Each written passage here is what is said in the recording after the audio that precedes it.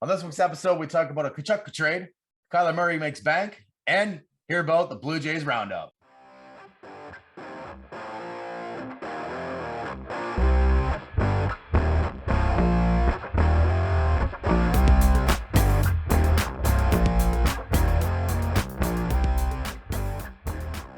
Hello, everyone, and welcome to episode 23, season 2 of Points and Penalties. For all our listeners, we'd like to remind you to please subscribe to our channel by clicking the little PMP button in the bottom right-hand corner, right about here. Give us a like and follow on Facebook, Twitter, and Instagram at Points Penalties. My name is Josh. You guys know me. We're shorthanded today. No Kev. He's a little hungover from yesterday, or he's got dinner or something. Who knows? But we got Pete. We got Jesse. They're here with me. Let's start up with you, Jess. What are you drinking tonight? I am drinking Pooch Envy. It's an Australian IPA from Refined Fool Brewing Co. And I believe, Sarnia, it's brewed in here. So it's an Australian IPA brewed in Ontario. Yeah. I don't know why it's called Poach Envy, but it's got Galaxy hops in it. Ooh, those are the best. It's got a little kangaroo in it. Those are the best hops. The best. The Galaxy ones. Yeah, I've heard. I've read that in a book. And it's a foolishly good beer. Yeah. Can we see the can again? Oh, doesn't that say Pouch Envy, Jess? Yeah, big time. Pooch Envy. That makes more sense. And so what's the quality of the beer like? The quality's pretty good. It is not potent though at 5%. Wow. Taking her easy from last night or what? Just a little bit. Was not feeling like drinking tonight for sure. I fell asleep outside. Peter, what are you having, bud? Thanks, Jesse. I'm having a Berry Fields Tart and Juicy Fruit Sour from Bench Brewing Company. Lots of glare, but you get the idea. It is what is it? It's got ruby, raspberry, and red currant, and it's a 5.4% alcohol. Oh shit! For the commanding lead for the moment. It easy tonight. Crushing the alcohol content here today. And it's apparently the beer from wine country. And there you go. I like wine country. I don't even know where it's talking about. I should probably check these things before. Beamsville, Ontario. Oh yeah. Just outside of Niagara-on-the-Lake. There you go. Happy days. Yosh.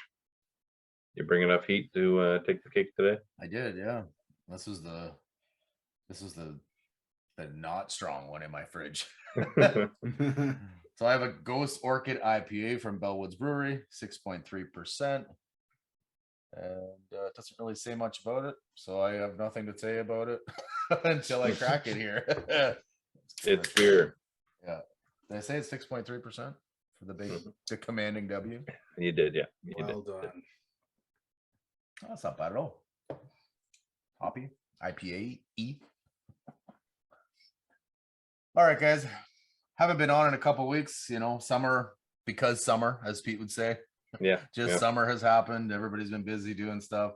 Pete, you were in Newfoundland for a bit there, and we all just had other shit to do and could not commit. Sorry to our favorite listeners out there that just listen every week, and we're like, damn it, where's episode 23? Where's the show? Here it is. I need the show. Here it You need to hear the outcry more. Yeah, exactly. So we're here. We got beer.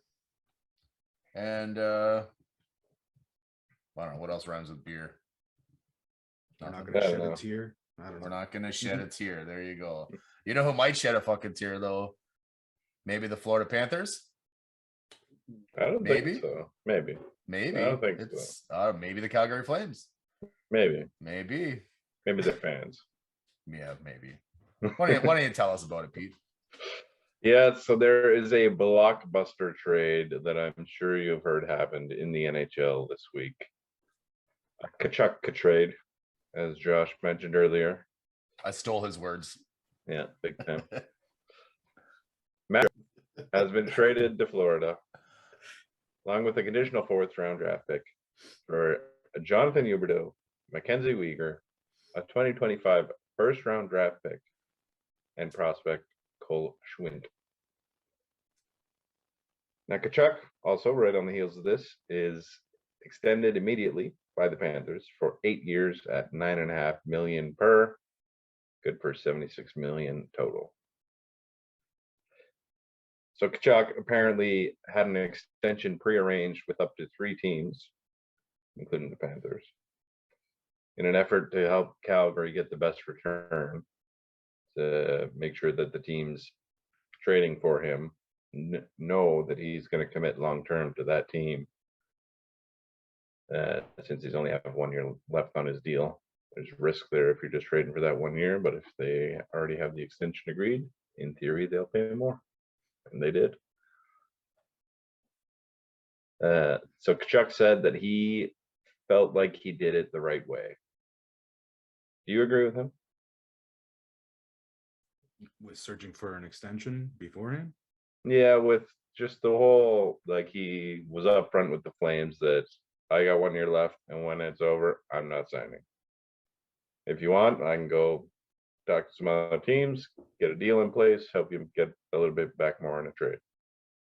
Or you can let me play here for the rest of this year, then I'm gone. So he just pressured them, but he's like, I'm going to see what I can do for you by getting a prearranged deal. Yeah. Like, I don't think he necessarily demanded a trade or anything, but he was just told them straight up, I'm not resigning. Yeah, it's in your best interest to trade me. So Yeah. Yeah, I mean, I don't mind what he did there. Like, as long as he did it legally, if you will, right? Like, we know Yeah. there's tampering yeah. periods that you can't talk in those areas, that time frame or whatever. So as long as it was legal in that sense, then I think that's fine. The Flames are definitely taking a bit of a hit here in this last few weeks with Gaudreau leaving as well. So that's going to be tough for them, but getting Huberdeau back is not horrible. You know, he's a top 5 scorer this year, or top 10 for sure. And as long as they can re-sign him, then I don't think this is a total loss for Calgary at all. Yeah. I think he was like top 3 or 2 or something. Like, he was right at the top of the league, Huberdeau scoring. I mean, I'm fine with him doing this. Like Josh said, like, as long as not a huge issue with tampering. I don't even know if he would be in trouble for that. It would be usually the teams at that point. Yeah. For the legal tampering period. But no, it's good on him. He gave it, like you said, came up front, was like, listen, I'm not going to be here, but I'll get you some stuff to help out for my absence, but I'm gone. Why did he want to leave? Well, just for, I don't think he gave a certain reason, but he just wanted to be somewhere else. Is he Canadian? No, he's from St. Louis. Is like, he was born in Arizona, I think, but St. Louis was his hometown. That's where his dad was playing. Yeah, I agree with you guys. I think it's like, you often hear when a superstar leaves to free agency, like, I wish you wouldn't have left just for nothing. Like, you heard it with John Tavares when he came to the Leafs, and even just with, like, Johnny Gaudreau, like, he left for nothing. Now, I don't know if the Flames would have necessarily moved him anyway, because they had a good team put together trying to go on a run. He's essentially a rental at that point, but maybe they do. Maybe they try and move him to somewhere where he's going to extend and get some return back that can contribute right away. Who knows? That didn't happen. They lost Gaudreau for nothing. So this way, they get Gaudreau and sorry, not Gaudreau. They get Huberdeau and Weegar back, and a first round pick and a prospect. So they got a good return. Now, the important part of this return is that Weegar and Huberdeau are both on their final year of their contracts this season. So I don't know if either of them are going to extend in Calgary. I don't know if you guys think they're going to or not. Maybe it depends how the year goes. But how much of an impact does that have on who won and lost this trade if at the end of the year Huberdeau and Uyghur are both gone anyway? Or if they're both extended? Makes a huge difference to what Calgary got back here, obviously. Well, for sure. I mean, if they can re-sign at least Huberdeau, then then that makes this trade probably fairly even, I guess. Maybe even better for Calgary. Like you said, you're getting he is top 3 in points this year, Huberdeau. So that's that's big. They needed to replace the points that they lost in Gaudreau and Kachuk here. So obviously that's going to help out tremendously. But if 1 year, like 1 year is only 1 year, and unless you win it next year, it means shit if he walks away, right? So yeah, I think they really need to work hard on re-signing Huberdeau. I'm not sure about this Uyghur guy. He's not on my radar, if you will. So he's a good defenseman. He's not going to light up the scoreboard, but he's a good top pair defenseman. Okay, so that's good then in that sense. So, but to lose those 2 guys at the end of the year, and basically then you traded Kachuk for, I mean, I guess the way, yeah, exactly. The prospect of the first round. It's going to be at the end of the draft probably, because Florida's probably going to be pretty good next year. It's not even next year; it's in 25. Florida does not have a first-round draft pick until the 2026 NHL draft. Holy Jesus! My kid will be in school by then. Well, yeah, I think as long as they can get those guys extended, especially Huberdeau, I think then that will impact huge on the finalization, the verdict of who won the trade. And then obviously how each guy plays and how the team plays next year is obviously going to be a big thing too, right? But. Yeah, absolutely. Obviously they've lost Gaudreau to free agency to Columbus. I don't know why he went to Columbus, but and they've lost Kachuk. And Kachuk, despite Huberdeau having more points, Kachuk is I would take Kachuk over Huberdeau today if just 1 for 1. Kachuk is the better player, but they're close. Huberdeau is obviously a great player. He's top 3 in points. There's more to the game, obviously, than just points, but Huberdeau's right up there. He's a hard candidate. And I think Kachuk got some votes as well. But Kachuk's a lot younger as well. He's only 24. Huberdeau's 29. So that can have a big impact. Yeah, but you just have a monster year this year. Yeah, it's right. So he's still in his prime, but he's right at the end of it, where Kachuk's just right at the start. So in terms of the long-term prospects of these players, Kachuk is definitely a better long-term bet. But so the Flames lost Gaudreau and Kachuk. They picked up Huberdeau and Uyghur. So how do you think they do next season? Their core is obviously completely different now. They lost 2 of their best forwards. And they got a great forward back and a solid defenseman back. Do you think they matched last year's success? Or is this going to be a major setback for the team? It's more looking like a setback at that point. Like you said, even though Huberdeau is in his prime right now, like you said, he's got a year, maybe another year after that. And then if they don't re-sign him, I get what you're saying, is the success not going to be there? Probably not. I guess they got a defenseman, which will help, but yeah, you still got to look to the future even after that, because they've lost more than they've gained this year. Yeah, this upcoming season. So I don't see them changing the success. Plus, they got to get all new chemistry now with everybody. So it's unlikely that they'll do better. To what I'm seeing here, at least. Yeah, I think you're probably right, but it also depends on how you look at what better really is. Because they had 111 points last year, and they led their division. They won their division. Maybe they don't do that again. Maybe Edmonton passes them for the division. But after they beat the Stars in overtime, Game 7 in round 1 to advance to round 2, They had that crazy first game against the Oilers where it was like fucking 9-7 final or something stupid. I forget exactly. They won that game, and then they lost 4 straight to McDavid and the Oilers. So maybe with the center coach team, maybe they need that top defenseman. Maybe that's a better build for his coaching style, and maybe they have some more playoff success. Who knows? Yeah, I think they're going to be right around the same right where they are.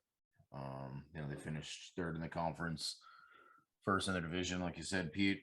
I think they're going to be right around there. If they don't win the division, they'll, like you said, maybe it'll be the Oilers, but they're going to be 1-2. I think both of them are going to make the playoffs, and I don't think Calgary really cares where they finish as long as they're in the playoffs. Right? Obviously, you don't want to play the number 1 team if you go in as an 8 seed, but they're still a pretty solid team.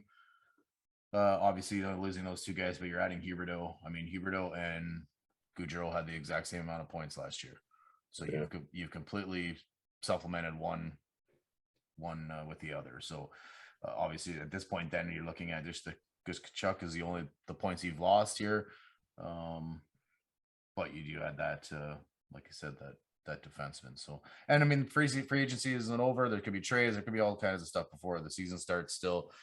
So I'm not going to say that they're, going to miss the playoffs or anything. I think they'll end up being right around where they are. So, either 3, 4, 5, 6, somewhere in there, finishing this upcoming season. And playoffs is a different kind of animal. So I can't speak to that at this point because I haven't seen them play yet. Yeah. You're absolutely. It'll be interesting in the playoffs, though, if like they added Huberdeau, who's a scorer for sure, but will they be able to keep up with the scoring? They lost 2 huge forwards already, especially against the Avalanche or Oilers in the playoffs, because I'm pretty sure we're going to see both of them back there. Yeah. Mm-hmm. So, but you got a big scorer back. One, and maybe Uyghur's defensive game is good enough that you don't need to score as much. Maybe not. We'll see. Probably not, but who knows? And Josh made a good point. Like, the offseason is not done. Mm-hmm. And they have significantly more cap space now, I think, because of all this. Someone like Nazem Kadri is still out there. Now, I don't think that Kadri would come to Calgary, because I'm pretty sure that there was, before the Leafs traded Kadri to Colorado, there was a trade for him to go to Calgary, but he had a no trade clause, so he was able to decline that trade. But there was an agreement for him to go to Calgary from the Leafs that he said no to. So I don't think he would go there as a free agent, but stranger things have happened. Who knows? And maybe that's enough to get you to sort of back to the same echelon as where you were, unless you're better on defense. Yeah, they definitely got some points to make up. Like, Tkachuk scored 104 points last year, so and like 40-something goals. Yeah, that's a lot of points to make up. But like I say, there's definitely lots of time left. 42 goals for Tkachuk. So, but lots of time left. Lots of things for them to do, and I don't know. Like, I know you're saying, Jess, about your the mojo and whatnot between the players, but they got so much time to work on that I don't think that's going to be an issue. If it was, plus it's a long season too, so they can figure it out on the go. Yeah, if it was like at the trade deadline, then I'd say, holy shit, this is a crazy trade. Being near the trade deadline, you're moving these guys, and now you have only a few weeks before hockey really matters in the playoffs, and you got to get your shit together and whatnot. But I think they got lots of time for the mojo. Yeah. Well, time will tell. We'll just have to wait and see if they make any other moves and how they actually fare this season. And how Tkachuk does now in the fucking Atlantic division with the Leafs, for fuck's sakes. Both of them there now. That's no fun. Man, fuck them. But we'll just have to wait and see. What's going on in the NFL, Jesse? All right. Well, the main thing that happened this week was Kyler Murray gets paid. Big signing, 5 years, $235 $230.5 million with the $160 million guaranteed. It's roughly around $46 million per year. And these quarterbacks are making money. So I'm just going to spell this out to you. I think Kyler Murray's great. I think he is a great football player, but I don't know if he has the size to stay in this league. He is listed at 5'10", and that was his big gripe during the NFL draft because he was so small. Would he be able to handle the punishment of the NFL? And he has had a lot of injuries. And the Cardinals have been one of the hotter teams to start a season, including last year. They had gone 10-2, and then they lost 4 of their last 5 in the regular season, and then they got their ass beat by the Super Bowl champs, the Rams. Easy. That game was done by halftime, bro. But so this is a common theme with not just Kyler Murray. He's doing this in the NFL, but Cliff Kingsbury, his head coach there, he's had issues. I didn't look up the college stats for Cliff, but I did see something that he struggles later in the year. They have a really good hot start to the year, and then they struggle down the stretch, which is what has been constantly happening here with Murray and the Cardinals. In 2020, they started the season 6-3, but finished 5-2 down the stretch. And in his rookie season, he went 3-3-1, and that's his rookie season. So like they weren't expecting him to do too much, but that's a pretty good start for the most part for a rookie quarterback in the NFL. But then he went 2-7 for the remaining games. So my question to you guys is, do you think with his small stature, will Kyler Murray live up to this contract? I don't think his size really has anything to do with him living up to this contract. You look at Drew Brees, he was a short motherfucker, first ballot Hall of Famer. That's true. But he was a little bit taller. Did Doug Flutie live up to his contract? God damn it! I don't know. I didn't look back that far. Another short guy. Like I don't think that the height. Obviously, it can matter. Obviously, being taller helps. As you can throw easily over your linemen who are typically 6'5" or bigger. But I don't think he's gonna live up to the contract because I don't think he's as good as they think he is. I think when you look at his tenure work so far, they start out good, then he shits the bed. So whether it's injuries, whether he's getting tired, whether it's the a other bit teams, of injuries, I believe. Like I'm sure it is. Yeah, hasn't really. I don't think he's missed a game, but he has been hurt, and it's always his hamstrings that are always wrapped up or a groin injury. Like somebody else I know. Don't know what you're talking about. You're not even a fucking athlete anymore. No. About the same height too, aren't you? Actually, he's taller than me. He's got an inch on me. But yes. So yeah, I just don't think he's going to live up to the 160 guarantee and 230 over the whole 5 years. I just don't think that he's going to. He's got a hell of a division to play in. Yeah, he does. And it's just going to be really tough for them to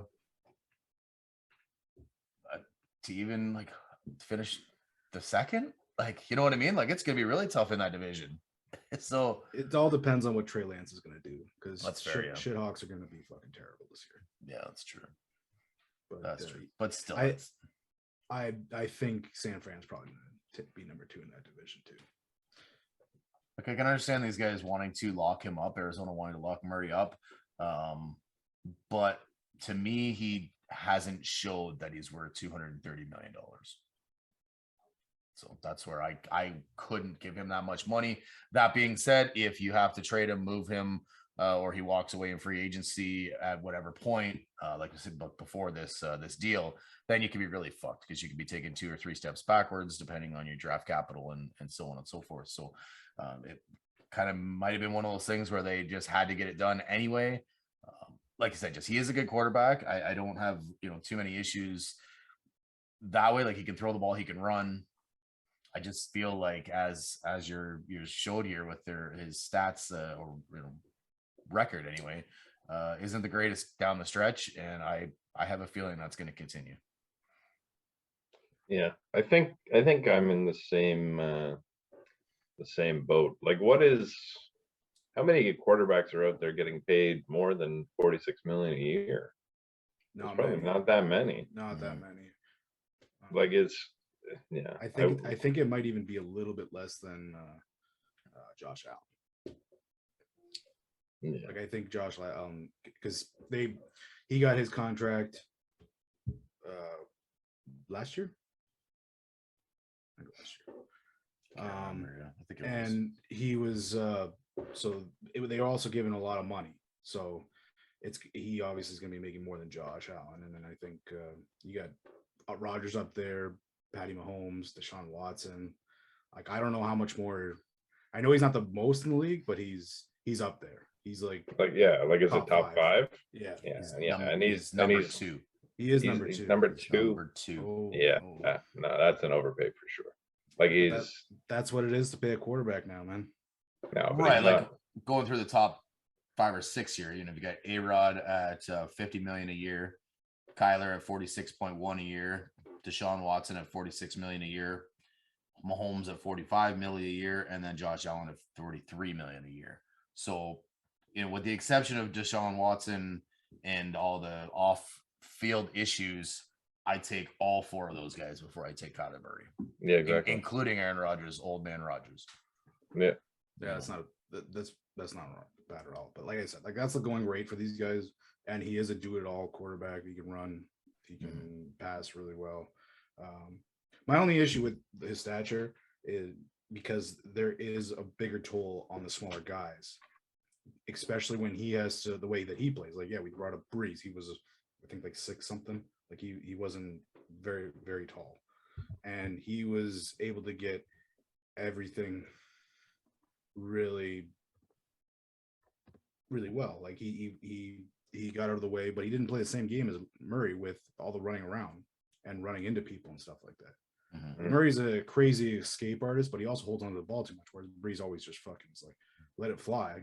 And that was why you saw his passing percentage so high, was because he wasn't going to take hit. He knew that to be in this league, can't take hits. So that's why I think is the case. I also think him not living up to this contract, it depends on the coach. I'm sorry, I don't think Cliff Kingsbury is a good coach. I think he asked like fucking Murray to run the whole offense, run around like his head's cut off, and make a big play. Like this air raid is not working in the NFL. You have to run the ball more, and not just your quarterback running the ball. You have to have your running backs go with it too. And who was the running back that had a huge year this year? Bunch of touchdowns from. He was from the Steelers. Yep, James Conner. Yeah, so he was in there. He was also hurt a lot too, but he was very, very good on the goal line, especially with Murray, because Murray is a threat to run there. Yep. And they kept scoring points that way. So like Murray's stats could have even been even better, but they kept doing it because he was leading the NFL at one point in the season in touchdowns. It's wild. But I think we're all on the same page for the most part here. Like him living up to that, you went through the quarterbacks. We'd all take the people that he's right around, minus Deshaun Watson. Because I take Deshaun Watson over him as long as there's no off field bullshit, right? Like his talent level is. He's better, still a great quarterback. Yeah. And he only has 1 injured season. Like he's been really good. He's just a bit of a dope. Sounds like. And also, figure it out. Either be Kyle or be Tyler. Don't be fucking Kyler. Come on.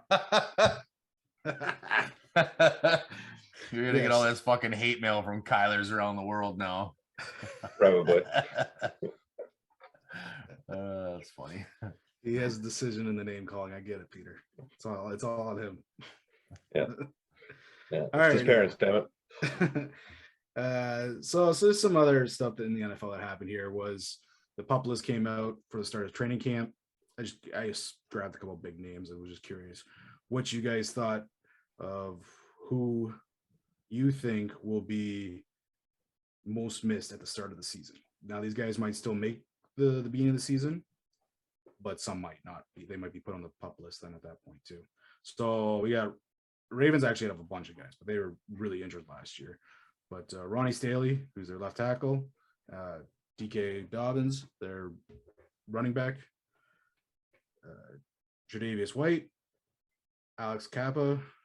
Tre'Davious White is with Bills, Kappa's with Bengals, David Bakhtiari with Green Bay, Darius Leonard with the Colts, Jalen Ramsey with the Rams, Brian Jones with Miami, Byron Jones, David Jones, that's supposed to be David Andrews, New England, and Michael Thomas with New Orleans, who has been unreal. Really hasn't been around much anyways. And Mekhi Becton from the Jets. Who do you think? Like, I put the Jets in there just because he's a pretty big name, but he's a rookie, isn't he? No. Okay. Oh, there's a rookie. I thought the Jets just heard himself that he's done for the year already. Pretty sure he's the Jets. He's going into his third year, Becton, I think. But yeah, who do you guys think here will be most missed by the start of the season if they're not able to get healthy? Yeah, for me, it's a guy like David Bakhtiari. Like, old man Rogers is back, happy days. But if you can't protect them, it's going to be a struggle in Green Bay, and I think you're going to notice it right off the bat if a guy like Bakhtiari is not there to start the season. I mean, he only played one game last year, and he still made it to the first round bye. Yeah. So it would definitely help to have him for sure. There's not a doubt, but they managed to figure it out. Yeah.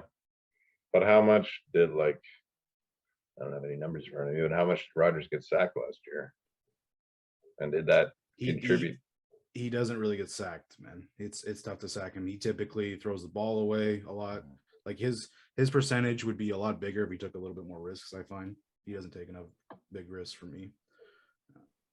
But maybe that's because I'm used to it now with Stafford, because he fucking risks the biscuit all the time.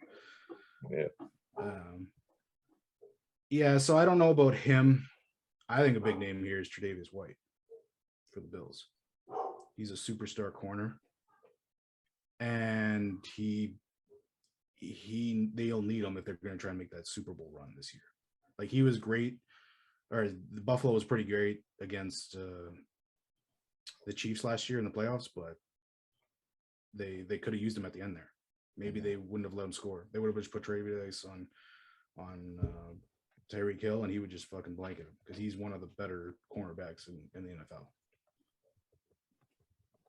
Yeah, you're not wrong there. With Tre'Davious, they probably will miss him. Hopefully there's enough talent around in that secondary to kind of fill that spot. Obviously, you're not going to be able to fill his spot 100% with the next guy up. But Pete, I agree with Bakhtiari. He was kind of my first. As soon as I was reading the list here, he was one of the guys I was like, "Yep, that's going to hurt." But I did not know that he only played one game last year, which is kind of crazy. That they were able to do just as well without him. I mean, they could have probably helped him in the playoffs. Right. Like, they would have been useful there, especially against that San Francisco D. But through the regular season, they cruised along pretty good. The next one there for me would probably be Jalen Ramsey, but the Rams are pretty good, as much as I don't want to say it. So they, I feel like they can fill the spot, bring the next man up until he can come back and play. And I would like him to be back ASAP, because I need him on my fantasy team this year. We got a 3-peat coming up, boys. Well, he's probably going to be able to make the start of the season. I read he had a mid-season shoulder injury or surgery on his one shoulder. I guess he was playing with 2 busted up AC joints on both shoulders. So I think that's why his coverage in the playoffs wasn't that great. Like, there was a lot of times that he was beat. And I think with a healthy shoulder, he'll be able to do a little bit better. And but he didn't get the second one done. I guess they were treating it all through the year, and he still played really, really well for us. And if he doesn't start, I think it's going to be bad, because it is kind of our weakest place. Like, yeah, we have Donald, and we've got a ton of young guys in the secondary, but not close to the level of Ramsey. or even White for that matter. Well, the next one for me is Darius Leonard. The Colts need all the help they can get, and he's a great linebacker. So to be able to have him back in that lineup would be a huge boost to the Colts. So that's another one there. Like he's got to be, I don't know, top 5 linebacker in the league. Or he has been in past years. Like at least when you look at fantasy wise, and I know fantasy doesn't 100% correlate to real life, but it certainly does a lot. So that's another one where I feel the Colts could really use that help. Yeah, and they seem pretty happy with Matt Ryan too. And he went under the knife twice this offseason for ankle and back surgery. So he could be one of those guys that are unlikely to start the season. But who knows? He might make a miraculous recovery. We saw Cam Akers 5 months after rupturing his Achilles come back. So who knows? Like modern science is ridiculous right now, or sports medicine, I guess. And then I guess kind of the one that kind of flies under the radar, even though maybe it shouldn't, is Michael Thomas. Like we know that he didn't play. Did he play at all last year? I don't think so. I think he played in like 1 game. Yeah. So, but having a guy like that, the leadership, his talent level, although he hasn't been much of a leader though lately. That's the problem with him. Well, I mean, maybe more so just the experience and the tenure, and maybe guys don't lead by being that vocal guy or whatever, but when he's on the field, he's definitely a leader, and he puts up lots of numbers if the quarterback can get him the ball. And that's going to be the big issue here in New Orleans. Can a quarterback get any of their wide receivers a ball? Right. Yeah, well, I think Winston's still there, right? I think he re-signed. Yeah, I think you're probably right. But is he going to throw it to a DB or the wide receiver? I mean, we don't know. I mean, he's gonna throw it to the DB. There's no question about that. But I would hope that he hit a couple wide receivers. I don't know about Michael Thomas, man. Like, he's been MIA for the last 2 years with injuries and stuff. So it's weird. Yeah, like he's definitely not what he used to be, but I still feel like he can definitely produce and help that team along. I don't even know where. I don't even have a guesstimate of where that team would end up this year. It's just there are too many pieces missing, and too many pieces are from the wrong puzzle. It seems like they're just, ever since Breeze left, it seems like it's just kind of that franchise kind of fell apart a bit. But obviously they sell big pieces in Kamara and whatnot. But well, he also got in trouble recently with the law. I think the charges were dropped, but I think he got in a fight or something like that. But I don't know.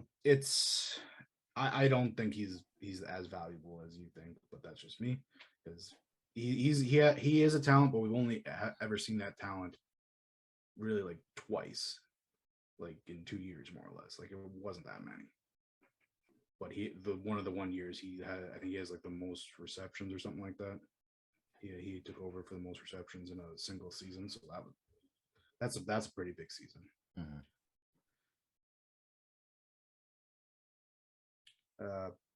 But yeah, that's all I got all for the NFL. I guess we'll be heading into Kev's topic, which is nothing. Because he's not here. But he would appreciate who's in the MVP coming up.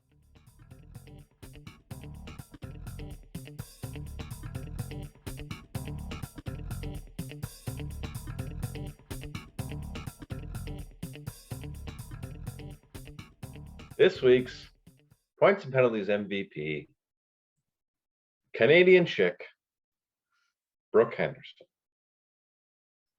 Brooke Henderson won her second career major at the Evian Championship this weekend. Brooke closed out the Amundi Evian Championship strong on Sunday to win her second major, aided by 3 birdies in the final 5 holes. She closed out strong to take sole possession of first, with back-to-back birdies on 14 and 15, ultimately passing Schubert on the final hole with a clutch birdie putt. She's quoted as saying, "I stayed pretty patient as I could under the circumstances. Going into the back nine, the saying is that majors are won on the back nine on Sunday. So I just tried to keep that frame of mind. Knew I was still in it if I had a solid back nine. And she did, and she won. So, Brooke Henderson, Canadian girl, showing us how to golf. Wish I could golf like Brooke. Yeah, no shit. I'd even settle for just golfing with Brooke. That'd be cool too. I think this is sending out a moment of no, she's not going to be doing this anytime soon for us. No, I don't think so. But Come you on know, the show, Brooke. it's out We'll do an there. It's interview out with there, you. Brooke.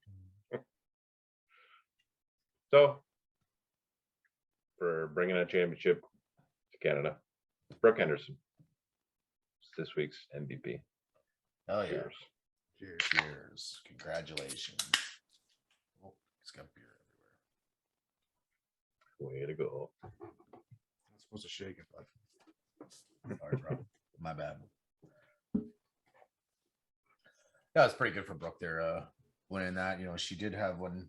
It feels like it was maybe her first season. She seemed like she just kept winning, and she was doing really good, and then everybody was all high on her, and then she kind of took a step back, and then she seems to have gotten her game back a little bit, and has been more competitive and being in the top handful of golfers, and it's great to see her get this W, and like you said, Pete, bring a major championship back to Canadian soil. I take your Absolutely. advice on playing on the back nine because that's where I struggle. Yeah, I just got to figure out my front nine because back nine for me is always better. Don't know why. Because you're 9 holes into it already. You've already taken Yeah. 55 fucking strokes, so you're. I think it's because I'm a few beers in. That's what I think it's really Just the show answer. up drunk, then, bud. Smack. you got the aiming juice in you already. You're ready to go. Yeah. Oh, you're topped up per the right amount Just of shotgun a aiming beer juice. as soon as you get to the course. There you Yeah. go. I'll have to wake up at like 5 a.m. for an 8 a.m. tee off and just start fucking down in Caesars and Irish coffees, whatever. Show up wobbling, ready to go. All right, boys. We're, as I said before, we've taken a couple weeks off here, so we got a rather large Blue Jays roundup to get through here. Hopefully, I don't keep blabbing on, and hopefully we don't. Yeah, probably. Hopefully, we don't lose listeners, though. You know, that only happens throughout the hockey segment. Yeah, it's just hockey. Yeah. Hey, whoa. So first off, the Blue Jays were playing like shit prior to the All-Star break, and the upper brass decided that a change was needed, and they decided to give Charlie Montoyo his pink sheet, and they fired his ass. Give him the separation papers. So without going too much into, maybe why he was fired and what have you, because I don't know if we really know other than just that they were underachieving. The Blue Jays were, was firing Montoyo the right move, and did he take the fall for the underachieving players? I mean, none of the Jays were playing great. Bull was hitting, but not, he was shit at the beginning, and then he got hot, and then, but he slowed down again though. Right. And obviously that's going to happen throughout a season for any player. But what do you guys think? Do you think that Charlie took the fall for the underachieving team, or do you think it was his managing that made the Jays, as shitty as they were, even though they're not horrible? I think it's a bit of both. I think it was the right move to get rid of him, and clearly it's working so far. They're 8-1 since, but I think a change needed to happen because the team clearly wasn't performing to expectations. Now, from what we've seen most of this year, I don't put a ton of that on Montoyo. Like, you can tell that there's clearly players that are just not living up to their expectations or playing up to their expectations. And I don't know if that's really on Montoyo's management, but at some point, the team's struggling. The head's got to go. And I wasn't a huge fan of Montoya anyway. Like some choices he made were questionable. Even going back to last season, like expectations last season were for the playoffs. They came up short, albeit only by a game, but still. So if it was me, he would have been on thin ice after last year, and then after the start they had, I think it was the right decision to make. Yeah, I've always said that I was not a fan of Charlie Montoya. Here with you guys all the time, just I don't care for him. I think he overshifts too much. I like shifts in the game. I've always been a big proponent of having that, but he overshifts a little bit here, and that was what I saw early on in the season was just a lot of balls getting to the side that didn't have anyone playing on there, and there was other things too. He brought in pitchers at different times that I didn't really understand. Yeah, the batting order was fine, I guess you could say. There wasn't a whole lot of change in there or needed to be changed. It's 100% right that, or you guys are 100% right that they are all underachieving there. Like a lot of the players, Except for Vladdy's, Kirk, really. well, Yeah. okay, yeah, you're right. Right, He's having a breakout season for sure. Yeah. But Vladdy's really not playing well. Like we knew that he wasn't going to probably put up the same numbers as last year, but what has happened now is quite the decrease in production. So I guess you could say it's a little. You can blame a little underachieving, but I never really cared for Charlie Montoya and his game. So, and I think you needed to get rid of him, one, because I didn't like his managing style, and two, you needed to shock the team. And that's what it did. Yeah, you're right. I mean, 100%. Sometimes you have to make a move, even though it maybe the coach didn't have anything to do with. I mean, obviously, the coach will always have something to do with winning and losing, but like you said, you have to take the headstone fall and take that top guy down type thing, and it's gonna, like I said, shake everything up. People have new respect for the game again. They have a new respect for their, or maybe just not a renewed respect for their new bench boss. Obviously they still like John Schneider's been great for a long time. Lots of guys really like him personally, and his personality that way. And then obviously he's obviously doing something right to be where he is now as the interim. Who knows what will happen in the future if he becomes full time or whatever, like hired as the head coach. But for sure, but like it's just interesting. The first couple games I watched, like I got excited for the Jays again. I wanted to see the games and how aggressive all the players were playing. Like he wanted them to be more aggressive, so he let the players just play. Yeah, and he changed up the lineup a bit. Like he bumped up Vladdy into the 2-hole, and his thought process there was to get him as many as bats as he can, and just moving up that one slot will might get you an extra bat a game. Yeah, and so that's obviously going to. The game's changed a bunch too, where your best hitter now is at 2, more than 3. Yeah. Yep. So, so I was surprised when it happened. I wasn't surprised that it happened. It's just the timing. I thought that they would, not that the season was already toast, and if it was, then they probably could have just left it until the end of the year to fire him type thing, or 3/4 of the way through the year. I just didn't think that they would do it at this point, being that they were, still on the playoff hunt, for wild card and whatnot. I figured they would still just let it ride. But they obviously said that, a mediocre wild card spot is not enough, and they wanted to be better, and they want to try and move up that standing ladder. And I mean, they have a little bit since the firing. Like you said, Jess, they're 8-1 since Montoya being fired. They've scored a shit ton of runs, which we'll get into in a few minutes here, but it wasn't just that one game. They've been scoring runs pretty much since Montoya was let go. So and that's what you need to win ball games, right? You need some offense, and you got to have some tight defense. So speaking of offense and some defense, even though we're a mediocre wild card team, we're good enough to get 6 guys to the All-Star game. Only 5 actually went to LA. George Springer made it as the one of the outfielders but he said he was not going to play due to his nagging elbow issue. And so he wanted to get a little bit more rest, which is A-okay with me. I need him to stay healthy and to get hits and home runs and those Springer dingers for the Jays and for the old fantasy team. So I didn't really have too much issue with him not playing in the All-Star game. Of course, he's one of my favorite players on the Jays, so I would have liked to have seen him, but not the end of the world to see him there.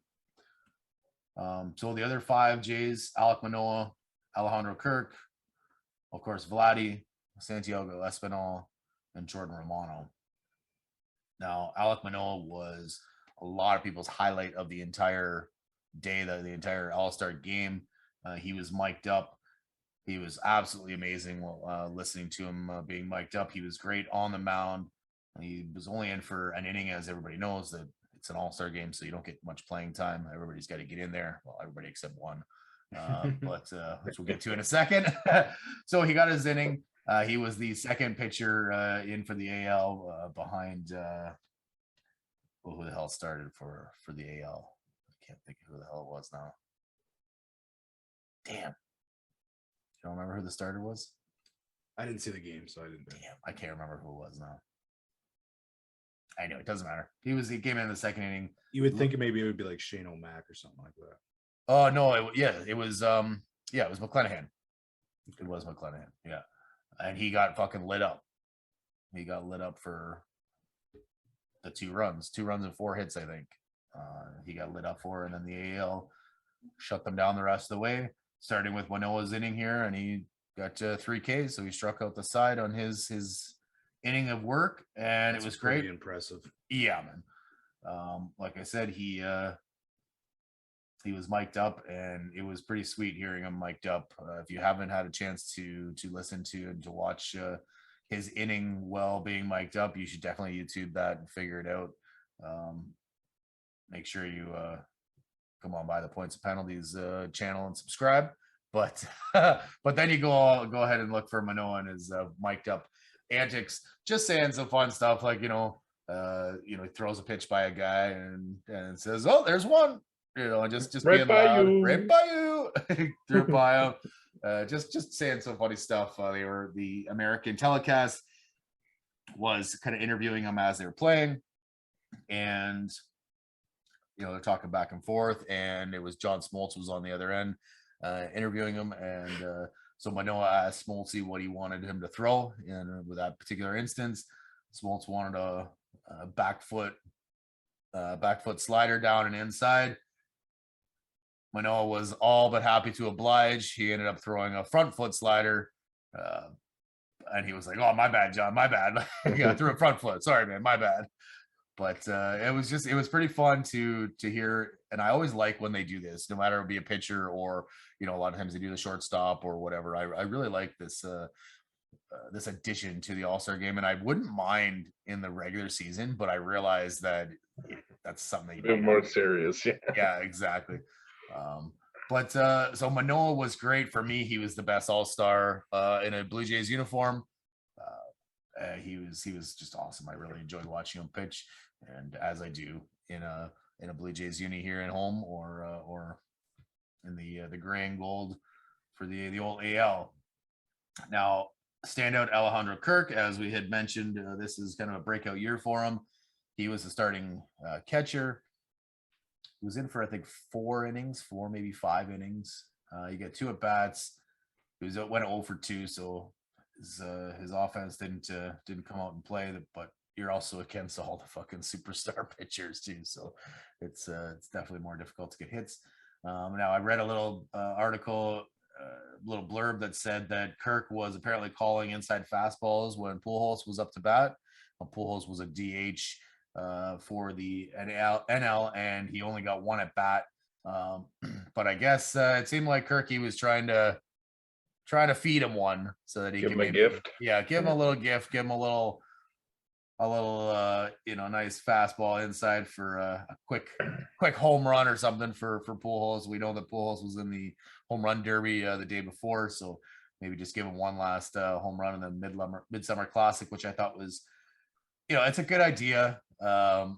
for a guy like Pujols. I wouldn't do it for anybody else unless, maybe a Miggy as well, just based on this is probably your last go at it. And I mean, obviously it's competitive game because it means something in the playoffs, winning this game, but at the same time, these guys are kids when they are out there. They are having so much fun, just enjoying being with all the top end guys and having a hell of a time.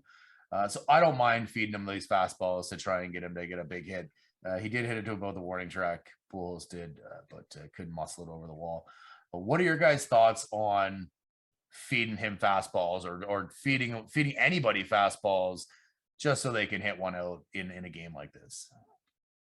I like it. It's respect for the guy who's had a great career and is obviously in his last All-Star game. And the game does have an impact on, like, what is it? The winner gets home in the World Series. Yeah. Yeah, but like, it's not a huge deal. So I don't mind this at all. I like it. Try to get the guy one last home run. It's not like you're giving it to him. You still got to do it. Yeah. You still got to hit the ball. He's still got to do his job, and the pitcher might just overpower him. Yeah. Mm-hmm. So I don't mind this one bit. I like it. No, yeah, I'm fine. I'm exact same sentiment with what you're thinking, Pete. Like, not a big deal. Last go around for him here at the Midsummer Classic, and Kurt's just trying to make sure he has a good one, I guess. Hmm. Yeah, and even the pitcher, Blackburn, I believe is his name, from Oakland. He was Oakland's only all-star, and he was also in this article because he was pitching to Pujols at this time, and he said he was down for it. He said he kept calling him inside fastballs, and he wasn't shaking. He was just fine giving him these inside fastballs, and it seemed like he would have been just as happy to have Pujols hit one out on him in that.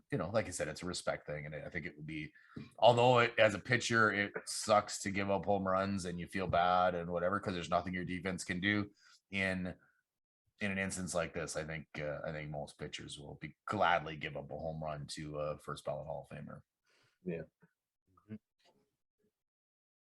Continue on with our other All-Stars. We had Vladdy. He was the MVP last year. There was thoughts that maybe he could be the back-to-back MVP, but he didn't do a damn thing. In this game, he went 0 for 2. He did make one nice little stretch on a really nice double play. Cleveland Indians second baseman Jimenez kind of backhanded behind the back, little flip over to I can't remember who the shortstop might have been. I can't remember who it was now.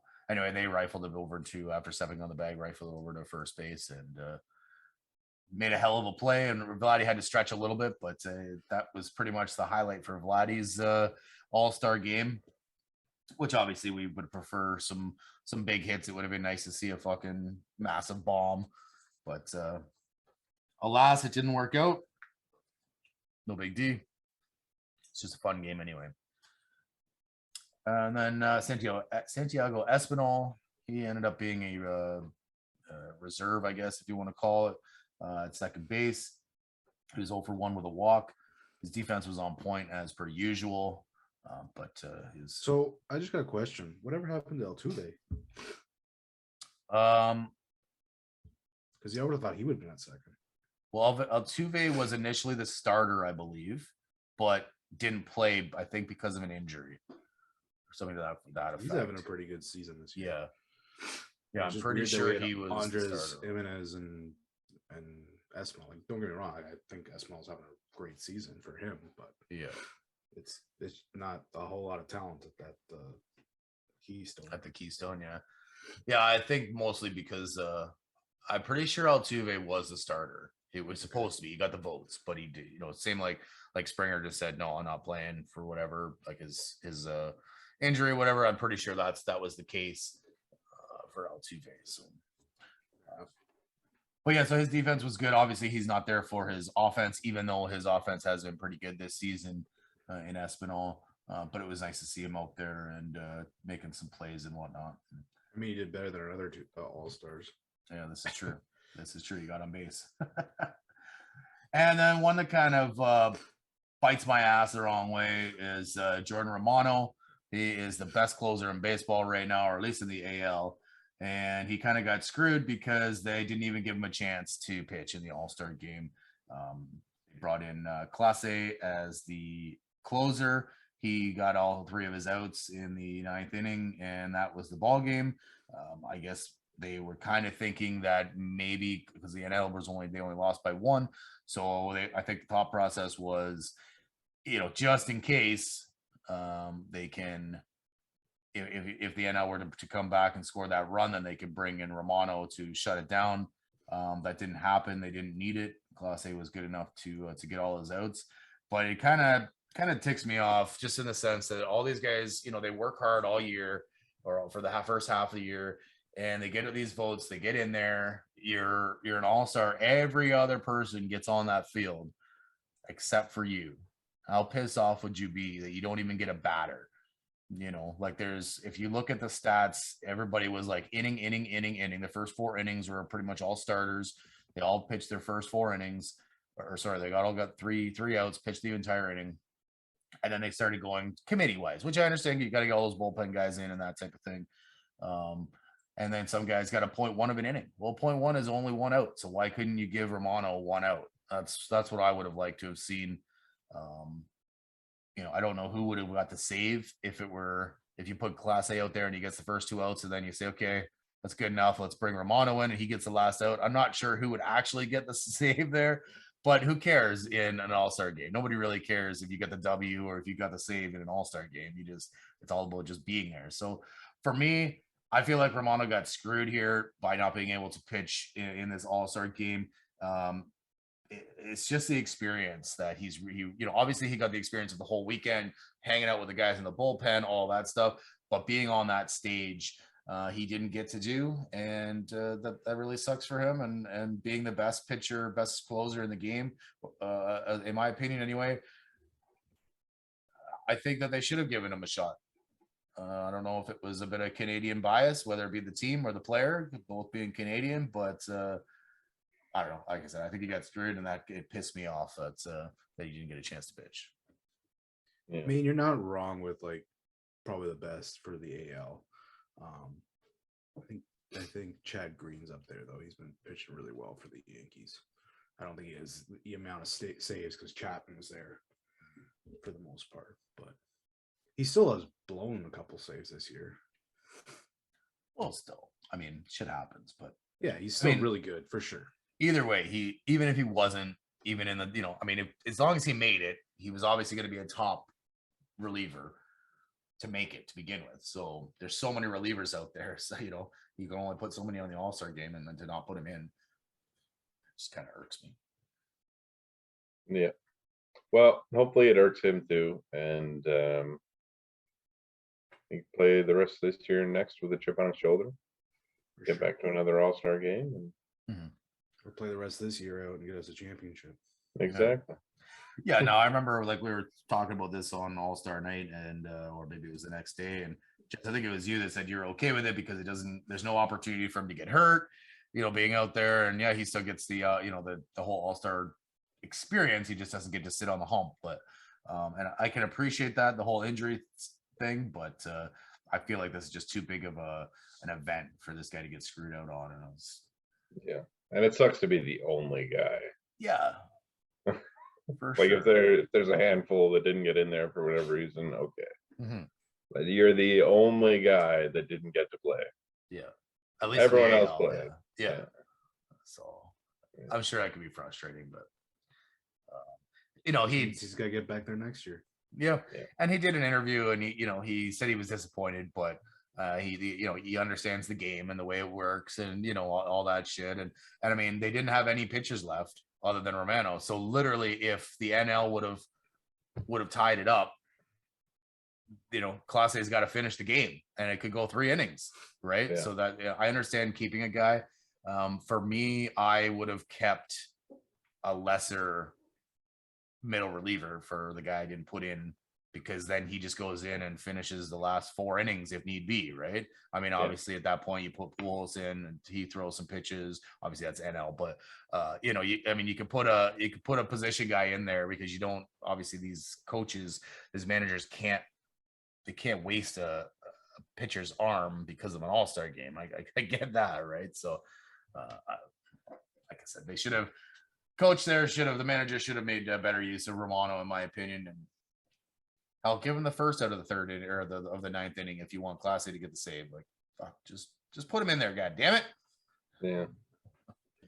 Or just like get rid of the rule that you can't like. Is there any reason you couldn't play a pitcher again?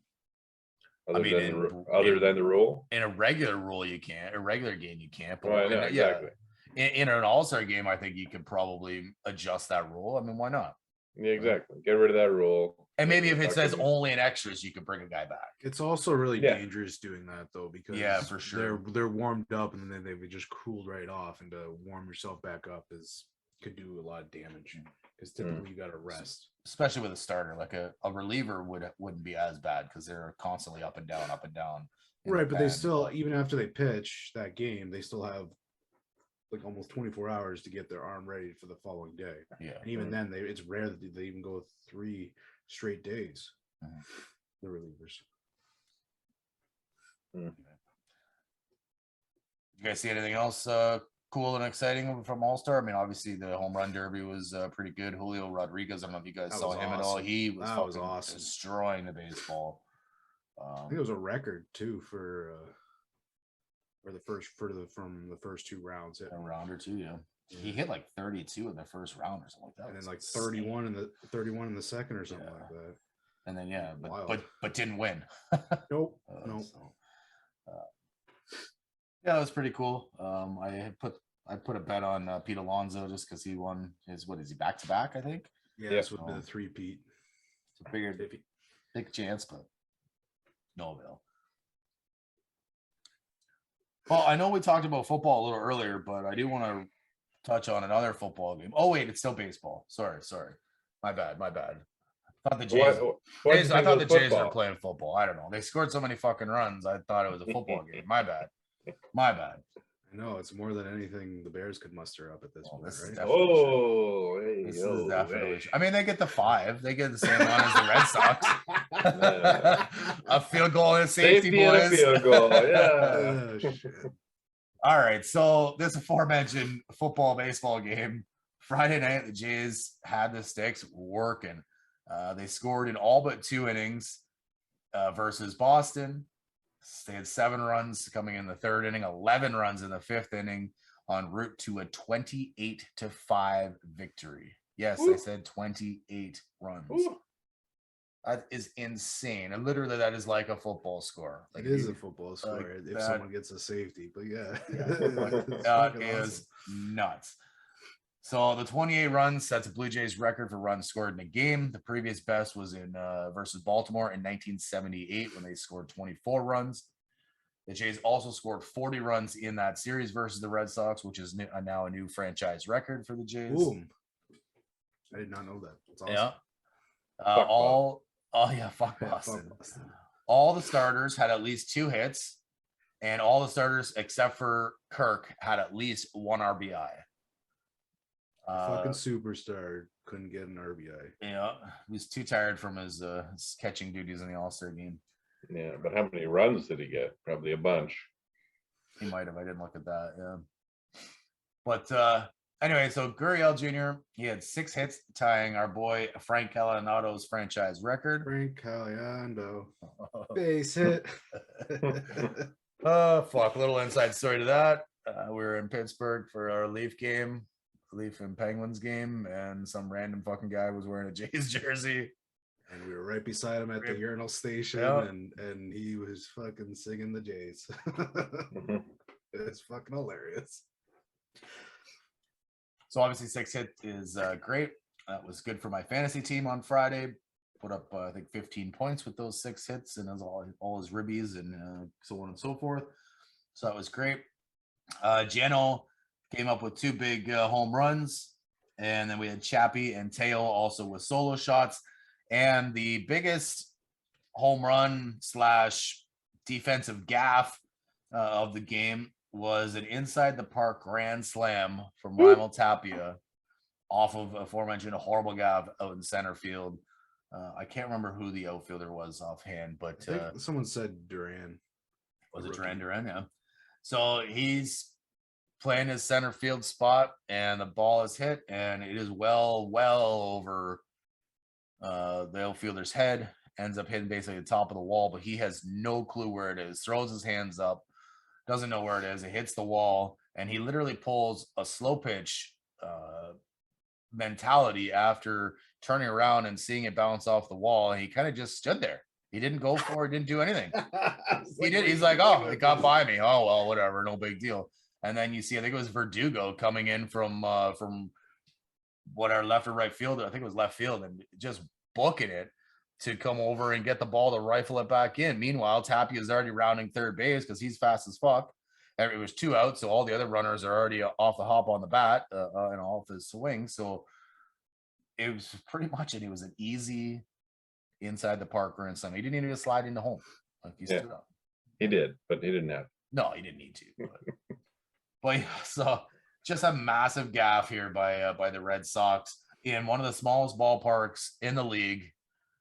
It's just crazy that you can round the bases like this. So yeah, I think a lot of it had to do with Tapia's reaction after he hit it, because he hit it and then his body language is just fuck, that's a little sack fly.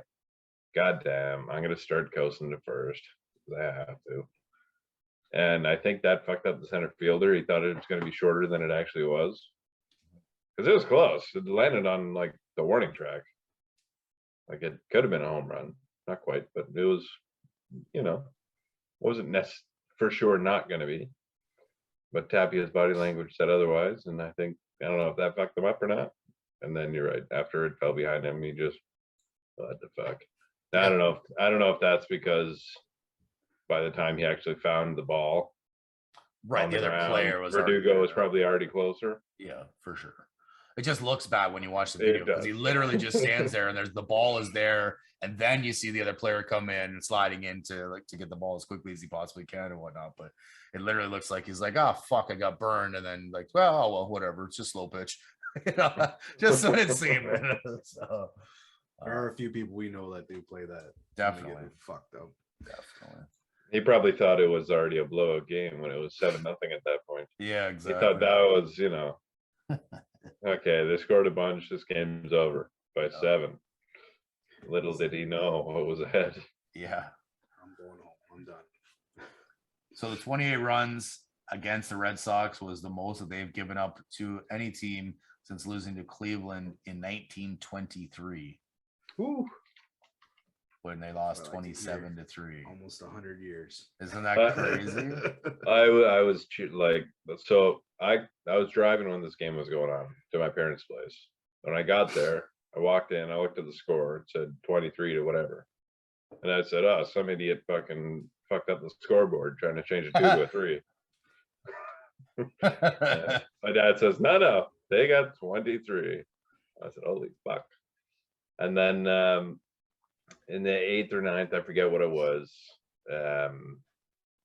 Jana was back at the plate, and there was 2 men on. And the all-time record in the MLB run scored in a game is 30. Yeah. So the 31st run was at bat, and it was Jana going for the hat trick of home runs. I was cheering for him to get it, but that would have been awesome. Didn't happen. I mean, a hat trick and home runs is few and far between in a pro game, let alone getting that. But imagine 4 the most runs ever. Yeah. I've been a hell, and he's been playing really well since coming back. Stay off the fuck IL. Yeah, and I think he took a big chop at one, but it came up short towards a monster or something. I forget. Anyway. All right, so after the last couple of weeks, we had the firing. You always have the All-Star break, and the guys got some rest. The other guys got a major cool experience playing with all these other superstars in the league and whatnot, and I'm sure they had a hell of a time. I know Manoah had a great time after his inning. Shirt was untucked. He's got the Viper sunglasses on. He looks like he had a beer in his hand, like it was a big Gatorade cup, but I guarantee you there was a beer in there. And it looked like he was just having a blast on the bench and whatnot. And I mean, everybody was. It's a fun atmosphere in the All-Star game. So, but between between that and the other guys being able to rest up over the All-Star break, the Jays going 8-1 since firing Montoyo. They are currently sitting in second place in the AL East. They're 12.5 games back of New York. They are 1.5 games up, I guess, if you will, for the first wild card spot. So with this change here, with the changes in all this, the extra rest time, the change in coaching, do you think the Jays can hold on to this number one wild card spot for the rest of the season? And if they can, or if they can even be better, is it possible that they can catch the Yankees? No. No and no? I think they hang on to the first wild card spot. They might drop out of it, but I don't think they drop out of the playoffs. Like the teams right in the wild card hunt are all very close. So I could see some shuffling there. I'll say they hang on to the top spot, but I could easily see them falling out of it, but not out of the playoffs. No chance they catch the Yankees. Zero. None. No. Nada. It's over. I mean, I originally said that they would catch them when they were on the hot streak many episodes back, but then they shit the bed and the Yankees kept doing their thing. They fell way behind. I think it was like closer, it was like 9 games or something like that when I said that. But at this point, I'm going to have to agree with Peter. And I know, Yosh, I think you said as well that they were going to catch him. I do not think they're going to catch him now. I have not sticking to my guns because as good as this team has been, the Yankees have looked scary good. Holding on the number one wild card spot, I could definitely see that for sure. There's definitely a chance that they continue this, and this is what they were meant to be, right? They were supposed to be this good of a team, so I can definitely see them continuing this and hold on to that number one wild card spot for the end of the season. I'm definitely on the same page here. As much as I'd like them to challenge the Yanks for the top spot, they have been so friggin' good that it looks like they are unstoppable. Exactly. Between Judge and Stanton, those guys have just been hitting bombs left, right, and center. Even Rizzo's been tearing it up and hitting home runs. Yep, Rizzo's fine. They brought in Matt Carpenter, who's been a hell of a lot better than Joey Gallo. So that has obviously helped. Isaiah Kiner-Falefa has been fucking great. He's been a great addition from Texas over this past season here. And they just look unstoppable. It's insane, and I hate saying that because I hate the fucking Yankees, but it's gonna they're gonna have to really fall off the edge of the cliff for the Jays to catch them, and then the Jays need to keep lighting it up, or that's because this is essentially. I mean, yeah, it's only 12.5 games back, but there's so much less time now, too. Exactly. They were 9 games back when I said it, or 9.5 games back, and I was like, well, there's still lots of time to catch them. They're going to go through a cold streak, and they have, because when the Jays were shitting the bed, they were it was 16 or something like that, 16 and a half back, and then they've brought it within 4 games up, which is very impressive against the Yankees team that has been. Like we said, unstoppable, very dangerous. It is wild, how good they're playing. I know I was one of the guys that didn't think that they would be this good. I think, Peter, you were saying they'll be there. Yeah. I don't think you expect them to be this good. No, that's right. I think all of us had them in the 3 spot in the AL East, though. I think all of us thought we were Jays is going to be Jays and Rays, right? Yeah, Jesse had them 4th. I remember. Well, okay, but I'm just saying, I don't think any of us had them as number 1 team in the AL East. Yeah, that's right. Yep. Well, hopefully they can catch them somehow. It would be fucking sweet if they did. I think it is a stretch at this point. So just aim for that number 1 wild card spot and get into the playoffs and see what we can do. You think adding someone like Juan Soto might help in the quest to catch the Yankees? They're not getting Juan Soto, man. There's no way. As much as I would love to have him, he just turned down $440 million. I get it's with the Nationals, but do we really have that money? I mean, we do if we don't want to sign fucking Bo and Vlad. Yeah. right? Yeah. When their time comes. So And at the same time, you could argue like Juan hasn't had a good season this year. His average is terrible, but he still has a great OPS because all he does is hit home runs and walks. So he's turning into like the typical outfielder where they just hit bombs and fucking take bases, which is good, but that's not who he is. He's a super talented player, one of the best, and I don't think we can afford him, but I think the other team might be able to. One that we're trying to catch. yeah, well, they'll just pay. They don't give a fuck, right? They'll just get into that luxury tax. What's luxury tax? Exactly. So, yeah, I don't think that they have a chance of getting him. I mean, obviously he would help no matter. He's going to help any team. There's not one team that couldn't use a Juan Soto, but when you look at our outfield, like we have 5 solid guys. Like obviously 2 of them are not offensive guys, but they're there for their defense. And now Tapia has been playing. His offense has been pretty good as of late, but yeah, I'm shocked at how well he's been playing because yeah. he was in Colorado, he wasn't this good, and that's a hitter's dream right there. So it's yeah, but maybe not for him though, because it's a smaller ballpark, right? So he's not this big home run guy. He's a get it down and get it into the gap and hit a triple, right? So right, but like with the altitude in yeah, Colorado where they play, like that's where a lot of the home runs come, right? Because the air is thinner up there, for sure, less drag, so it's easier to hit home runs. But I think he would thrive in a place like Oakland though, where it's a massive ballpark and he can put the ball down on the grass and get it in a gap and hit triple after triple after triple. Like, there's not too many people you can say that would fucking go to Oakland and you'll fucking be a great hitter. Well, I just mean because of the fucking ballpark size, like But I mean, it's Oakland we're talking about. It's not like they're any good.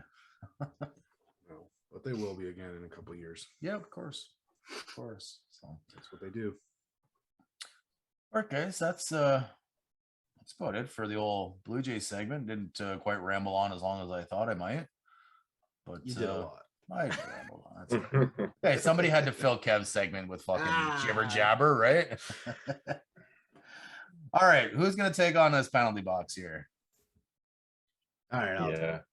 Hey, all right. There you go, bud. I'll do it for you. All right, so we got Charles Leclerc. He's in our penalty box for blowing a race in the French Grand Prix. Formula.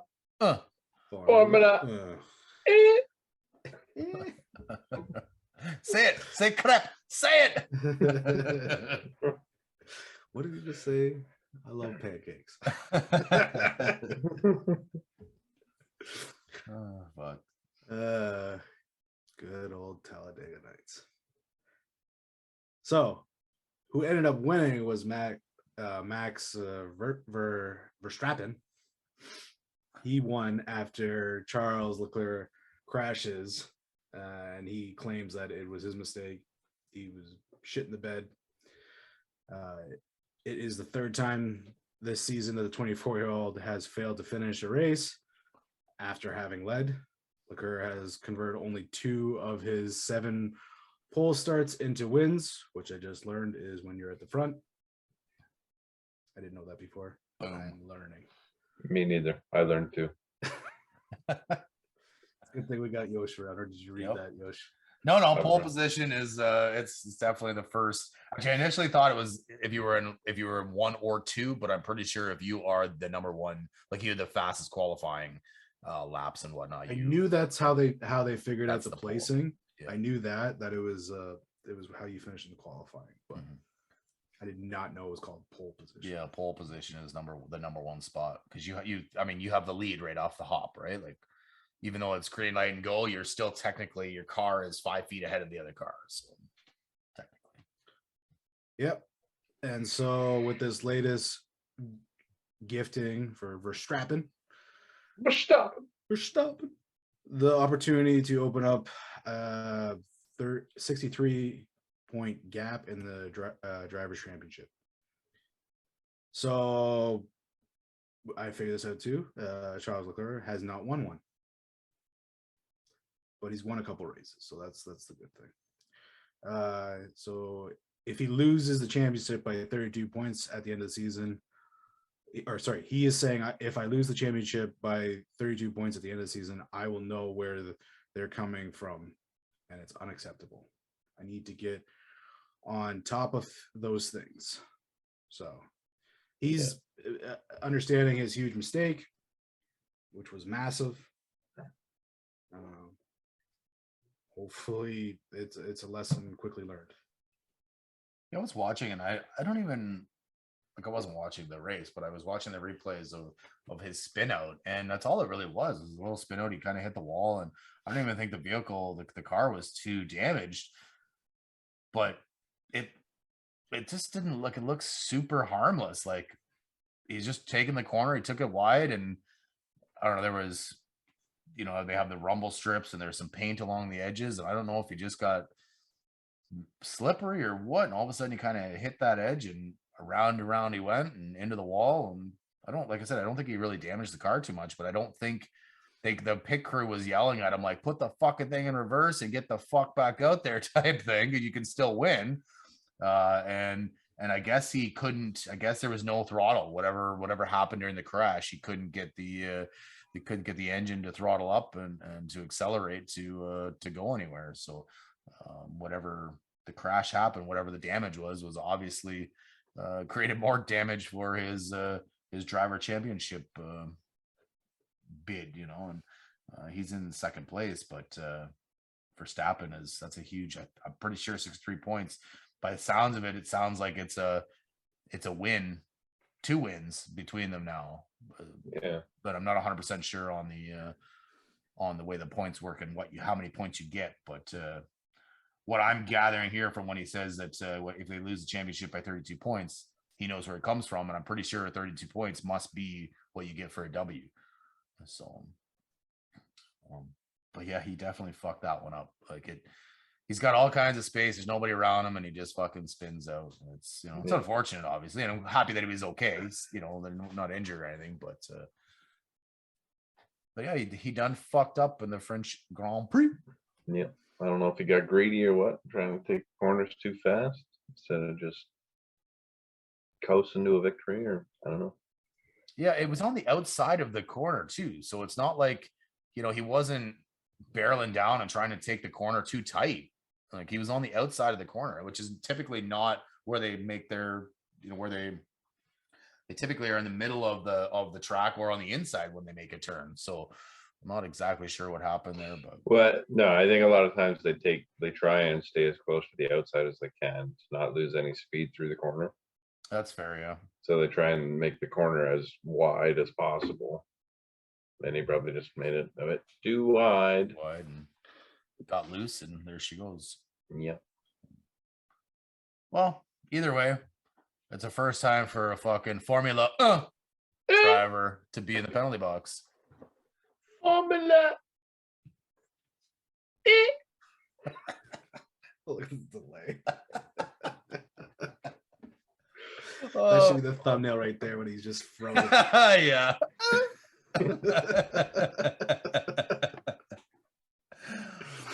All right, guys. We suck because we didn't have a fucking challenge.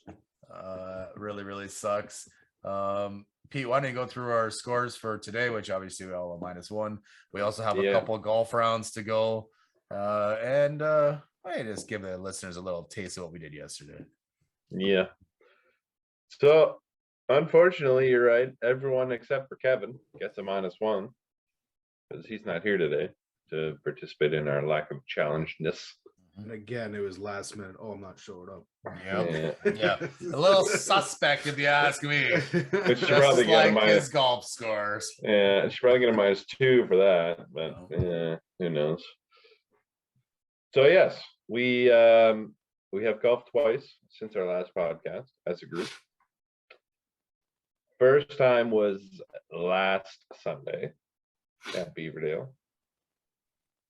I had just got off a plane the night before, but whatever. Great time to go golfing. Fuck yeah. So we went out to Beaverdale, had a good round. Beaverdale is a bit of a short course here in Ontario.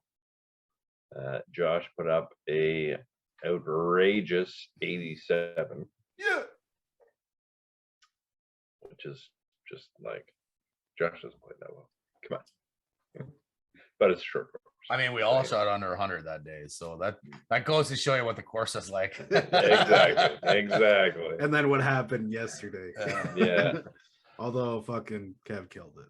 Yeah. So me and Kevin tied with 95, I believe, on the Beaverdale day. And then I think Jesse had 97? 98. 98. Yeah. So he brought up the rear. So Josh got the +2 for that day. Me and Kev tied second, that got a +1. And Jesse got a -1 for that loss. I didn't even play that bad too. I still got 2 pars on that one. Yeah.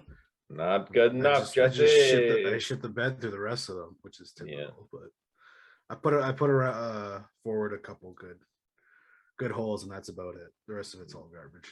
Yeah, there you go. Happy days. And then yesterday, Saturday, we had a golf tournament, then a barbecue at Josh's place, and some poker for his stag. I'm wearing my shirt, my funky shirt, my pineapples. Sorry, ladies, but Josh is off the market officially as of this September. Yeah. Getting hitched.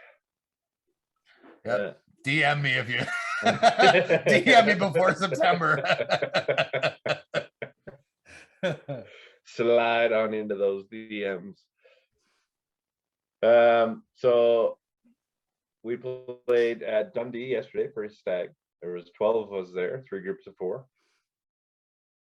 And we just kept track of the core 4 hosts here for the scores, even though DeLine was in the tournament as well. He can stay outside. So Kevin ended up winning with Well, I wish he was here. I could have maybe gotten away with this one. Yeah. Kev took it away yesterday with an outrageous 93. Yeah. 93, which is like, that's like a 15-stroke swing for Kev. Yeah, that's unheard of for him. This is not a short course like Beaverdale. This is a full-size course. And yeah, on the year he's been hitting, I don't know, 105-ish average. On average. Yep. And he put up a 93. Like 1 shot off the lead of the winner. Like that's, like I said, that's unheard of for Kev. I love him, but holy fuck, that's, I don't know. Listen, little suspect. I was in his group, and I'm telling you, by the heat is what the issue was. He played the game of his life. You wouldn't know it listening to him because he was complaining and hooting and hollering about missing pars and getting bogeys.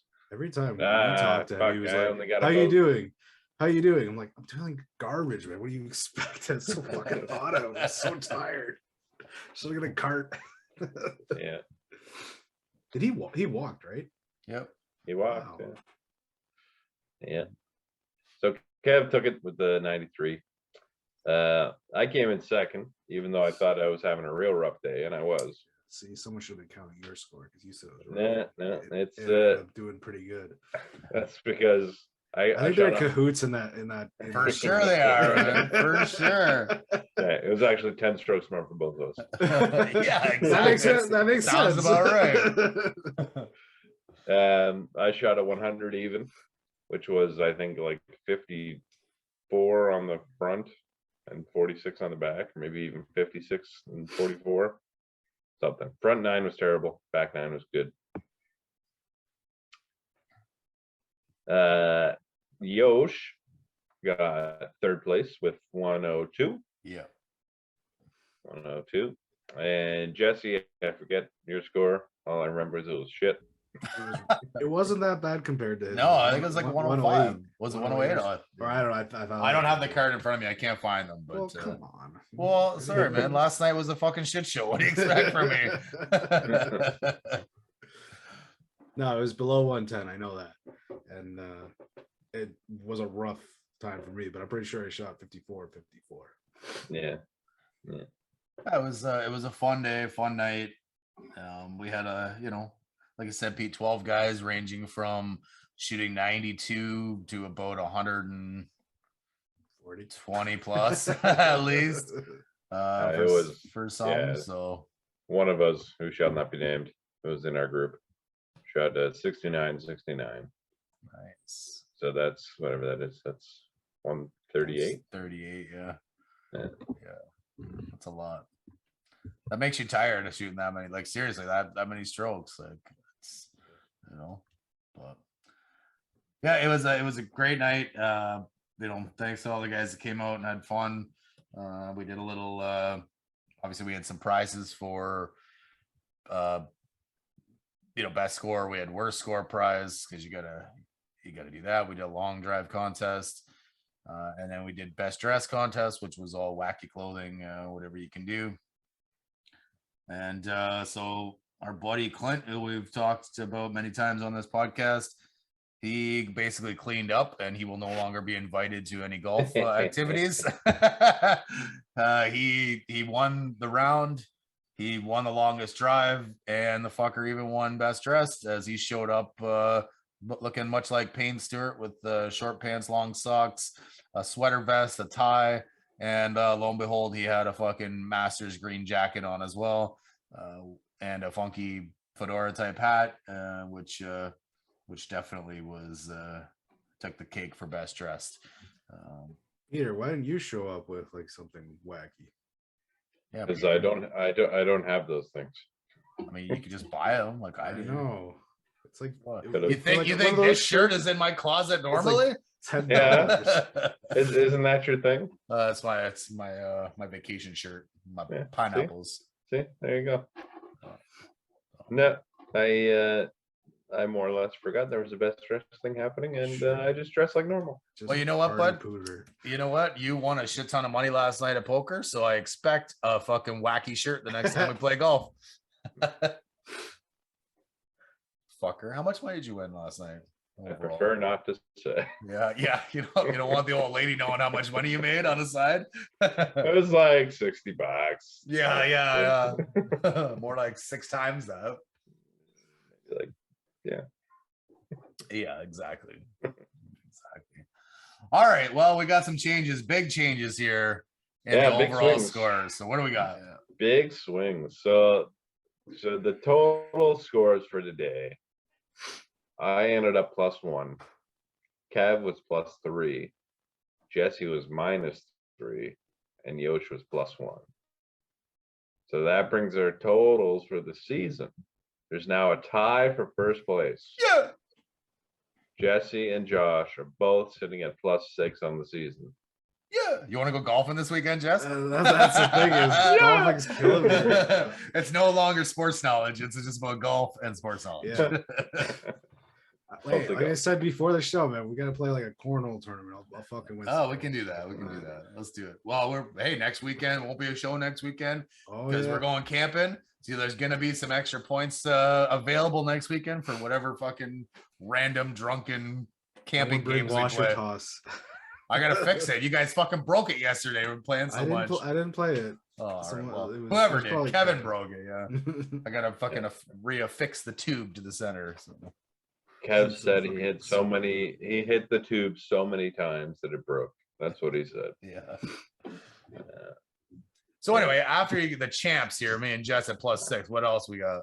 Easy.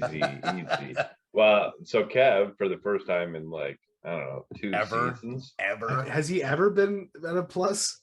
I don't know. He's always been at a 0 before, or even. But has he ever been at a plus? I don't know. Yeah. That's a curious question. Somebody should go back through all the episode documents and find out. But he is now sitting at, it wouldn't be hard either, because I think he started off, unless he started just go to the front of the fucking each season. So Kev is officially positive for, I think, the first time ever, sitting at +1 after getting 3 points out of 2 golf tournaments. Yeah. No, yeah. See, he probably didn't want to show up today, so he didn't lose a challenge, so that he got all those pluses. And And that's the end of the scores. You guys. Yeah, right. No. There's one more you got to talk about. So Peter is bringing up the rear now, taking over for Kev, sitting down at a -4 on the season. No bueno, boys. No bueno. You have fallen from grace. I know.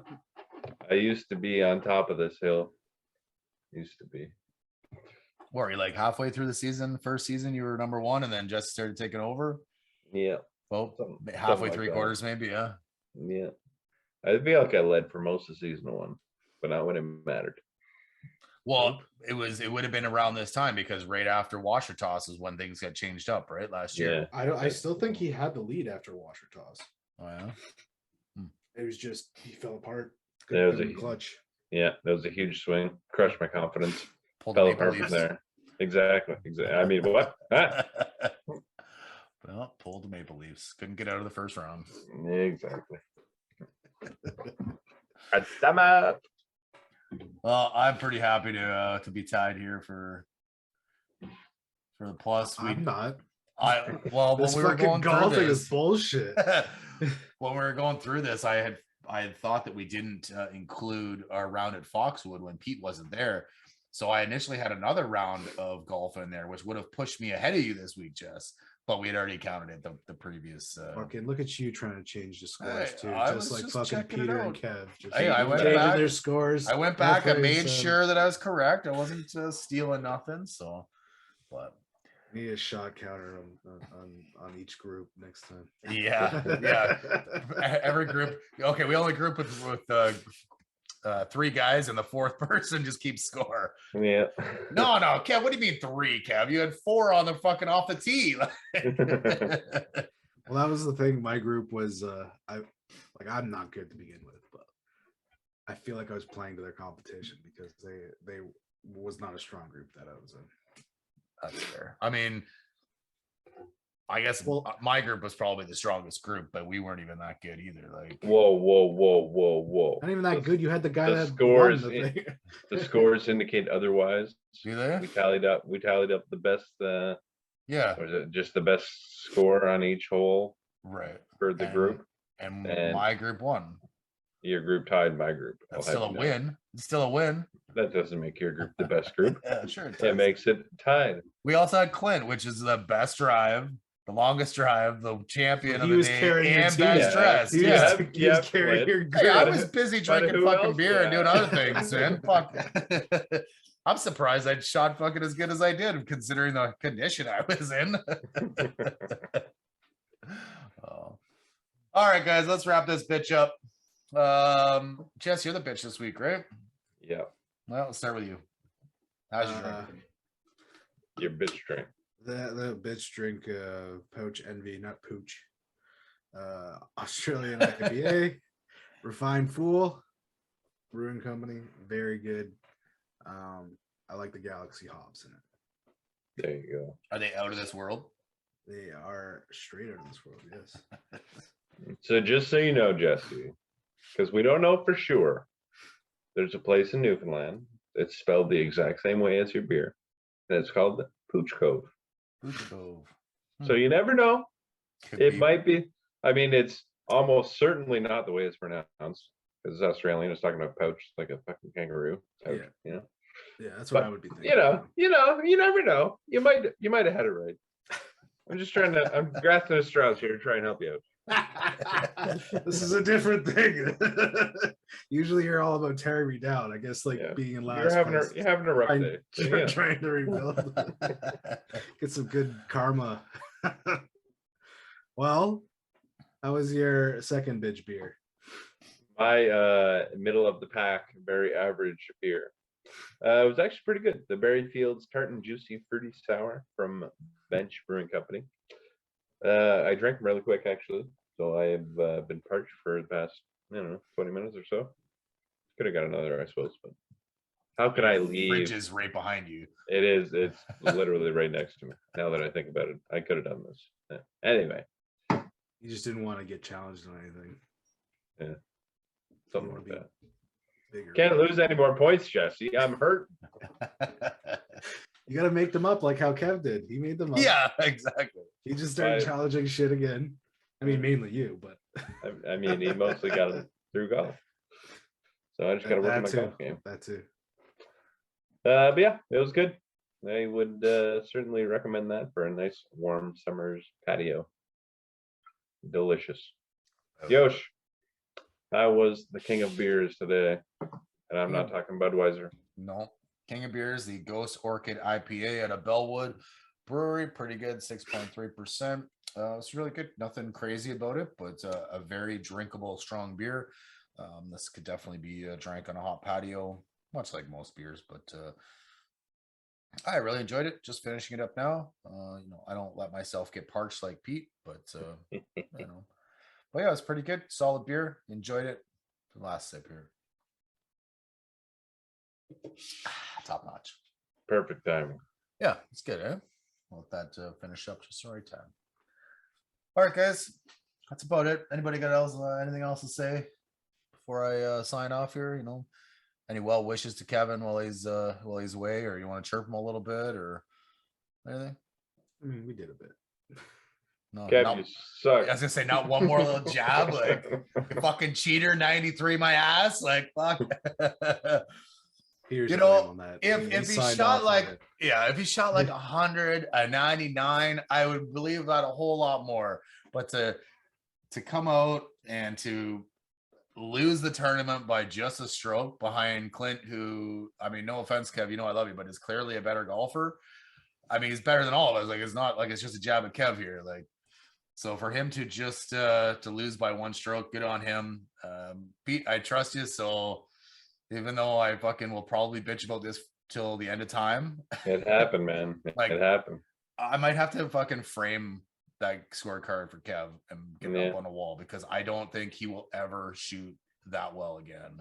I'm surprised he didn't ask for that. I mean, he's fucked. I mean, you can't find them, so yeah, I really don't know where they are. I might know where they are. Yeah. Oh yeah, maybe he jacked them. Yeah, Kev might have. Yeah, he might have them actually. All right, guys. So for Kev, who is MIA today, for Jesse and Peter, we'd like to thank everyone for listening here. Points and Penalties. Give us a subscribe on YouTube, wherever you get your podcast. Give us a like and follow on Facebook, Twitter, and Instagram at Points Penalties. And until next week, stay out of the penalty box.